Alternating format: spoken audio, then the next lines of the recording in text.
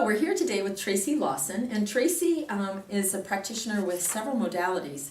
I know your primary one is shamanic healing, correct? Correct. And then you said Aroma Touch therapy. Aroma Touch therapy. That's fascinating. And there was one other. No, just yoga. Just I have yoga. A You yoga have a studio. yoga studio. Yeah. Hey, just yoga is a big field. It is. That's wonderful. I think what we'd like to focus on today is I've always been fascinated with shamanic healing, and I think there's a lot of mystery around it because people don't understand it. Yes. So tell me basically, what is a shaman? A shaman is someone that is going to help balance your energy. And in my opinion, even though the word shaman is more of a Siberian term, and there's so many different cultures that have medicine men, medicine women, which would be considered shamans, every culture back in time has something where they were the ones that could get to the root of the problem and help the person, help the community, help their... They were the medicine. They were the healers of each community, weren't they? Right. We've kind of gone down a different track with allopathic medicine. I don't know that they would have ever considered themselves shamans because they're working in a different field within what they do in medicine. Sure. Your route is more around the balancing of the energies then, in order Correct. to bring about health. Correct. So what might I go to a shaman for? Clearing is the main thing, and it can be a space clearing. It can be, I'm just feeling off. I'm angry. I'm depressed. Any of that can be tracked and found and then released from your energy. So do you find that within the body or outside the body, and what people, for those who aren't familiar, it's the auric field, but it's the idea that I put on an energy field out in here. Do you find that in various aspects Yes. of that physicality? Yes. How do you go about that? Oh, it's a it's a whole session of the first thing is a heavy energy clearing. So that's I usually say it this way. When you take your dog out for a walk and you end up at the river and there's mud and you take everything, they just are in it, all of that stuff sticks to them. So when you come home, you're going to wash them off, probably in the yard with the hose first, and get all that gunk and mud off. So the heavy energy clearing for the way I practice is really getting off that initial stuff that's glommed onto your, we call it luminous energy field, aura, that's been kind of stuck. So like when you walk into a room and you just know there's been a fight, or there's just somebody, whenever you're around them you feel drained, so that kind of energy can cling on to you. So it's just helping get rid of that, and then once we kind of have a base of, okay, now you're clear, then we go into do the real body work. I think that's fascinating.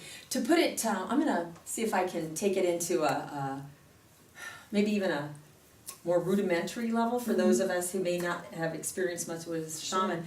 I remember one day passing a situation that was happening on the road. I was on Broadway in downtown Denver, and I watched a road rage incident, and the person got out and they were violently angry, and I remember, while I could move on, I just felt oppressed. Yeah. It was heavy. I was quite disturbed, and it disturbed me throughout the day. Sure. That would be an example of where the mud clung to my energy field, Yes, right? exactly. And that needs to be, so if I couldn't fully process that through, that would actually stay stuck, potentially for years. Obviously, I can still recall that incident as you talk about this. Correct. So it can, and sometimes people don't realize, like, this, I don't act like this. I don't speak like this. I don't know what's going on. This isn't me. Right. Yeah. That could very well be, some other darker energy that's because we're all vibration, we're all energy. Right. So as that energy kind of takes us down a level or so, and it's just, I feel free now. I feel so much better. So when somebody, how long is a session typically? Does it vary depending on how much stuff someone, so it takes longer to wash some dogs than others? Well, and that's just like the intro part. That's, right. Maybe a very short amount of time compared to the rest of it, but it's an important part. So So, what types of things. So once you do that energy clearing, where do you tend to find your clients typically? How do they find you? What leads them to the path to finally go, hey, I want to try something totally different? Right. It's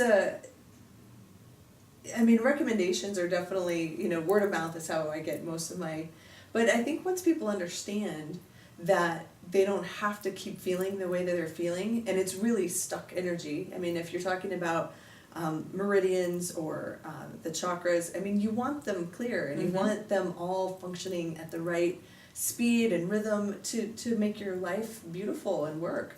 And so, when it's time, I feel like it emerges. Yeah, they find me. Yeah, I think the questions arise, and then they see.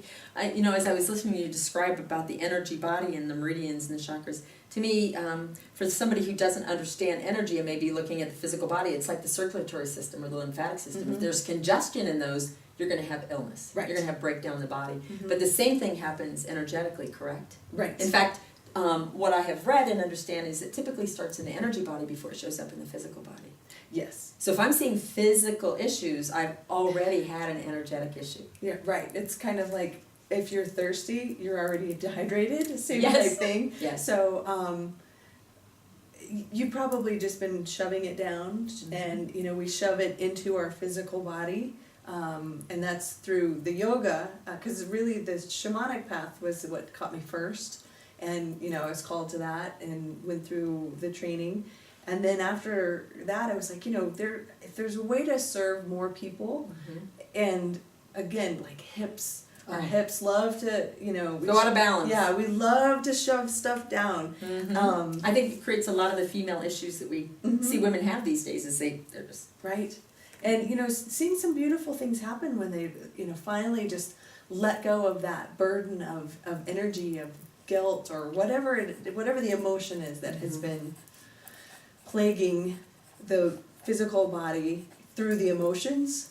Yeah, and it can be like, I mean, years come off a face. Oh, yes. Yeah, Yes. and just I've the actually seen lightness. that after energetic healing. Right, It is. it's beautiful. It's as if they get to shine for the first time. Right, Or at and least feel in like many years. themselves. And feel Yeah, like themselves. yeah. That's beautiful. So how would I contact you for services? There are a few different ways to get a hold of me. Our website is www.mahasoul.com. I'll spell it for you. Okay. Mahasoul. Maha is Sanskrit for great, mighty, abundant. So, I like that. Yeah. And then our phone number there is 720-484-4288. And can I arrange in person? And do you do distance? Yes, I Okay. do both. If you want to come into Littleton, we can definitely set it up. If you want me to do like a house clearing, I can come to you and do that property. But definitely can do remote. As a matter of fact, I'm now international because I've done my first international remote healing to Australia. That's So, wonderful. yeah. We'll have to learn more about that. Yes. Well, thank you for your time today. Thank I you. appreciate that. Yes. Join us for a small series we're going to do here with Tracy, where we'll talk about everything from clearing a property to clearing some of the gunk in the system. Thank you.